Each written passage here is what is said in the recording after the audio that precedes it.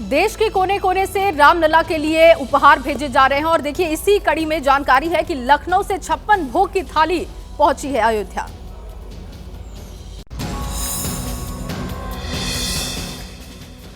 प्राण प्रतिष्ठा अनुष्ठान के बीच भक्त रामलला के लिए उपहार भेज रहे हैं।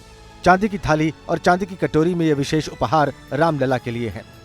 श्रद्धा की आंच और भक्ति के रसायन से तैयार ये उपहार लखनऊ से अयोध्या आए हैं। ये रामलला के भोग के लिए तैयार किया गया 56 भोग है।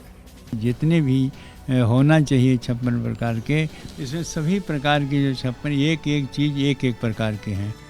आस्था से भरे इस उपहार में रामलला के लिए विशेष मिष्ठान है।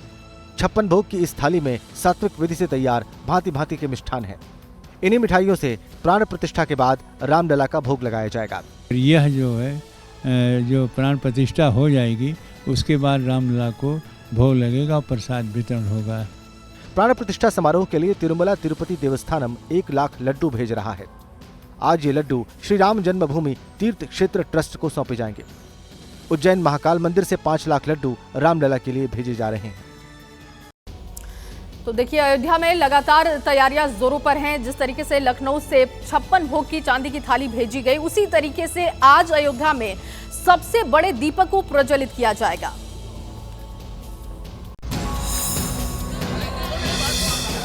दीपक को प्रज्वलित करने के लिए 1.25 कुंटल रुई की बत्ती और 10,000 लीटर तेल का इस्तेमाल किया गया है। 300 फीट के इस दीपक को 7.5 करोड़ की लागत से तैयार किया गया है। रामघाट की तपस्वी छावनी में इस दीपक को रखा गया है। दीपक का नामकरण भगवान राम के पिता राजा दशरथ के नाम पर किया गया है। दीपक को बनाने में 1008 टन मिट्टी का इस्तेमाल किया गया है। खास बात यह है कि इस दीपक को बनाने के लिए सभी तीर्थों की मिट्टी, जल, समुद्र का जल और गाय के घी का इस्तेमाल किया गया है।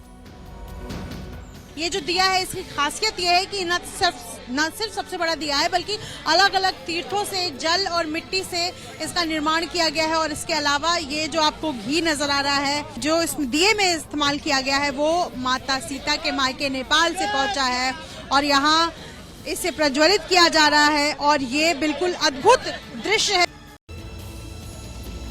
अयोध्या में राम भक्तों की यात्रा को यादगार बनाने के लिए अलग अलग तरीके से वहां पर सहूलियत दी जा रही है और इसी कड़ी में मुख्यमंत्री योगी आदित्यनाथ ने सोलर बोट की सहूलियत दी है।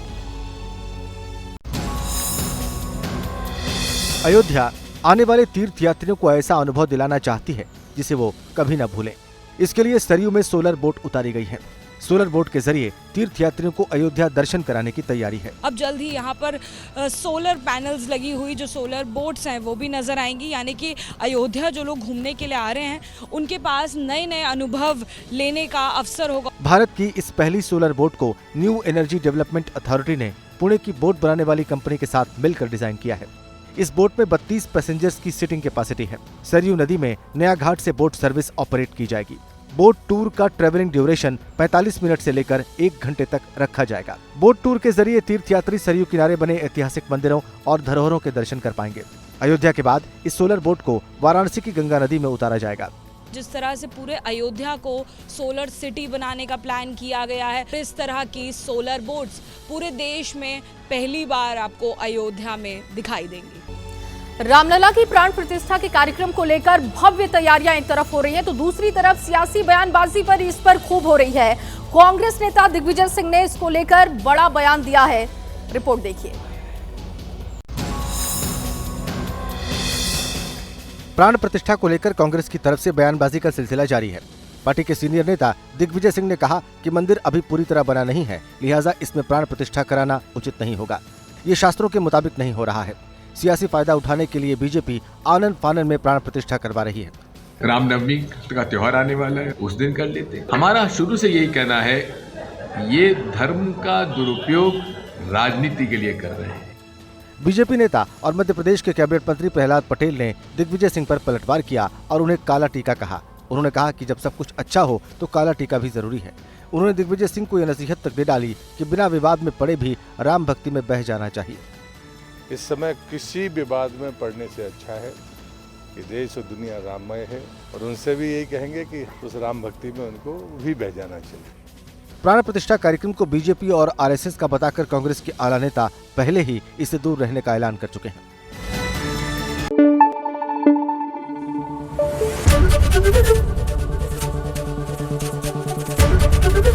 एबीपी न्यूज आपको रखे आगे।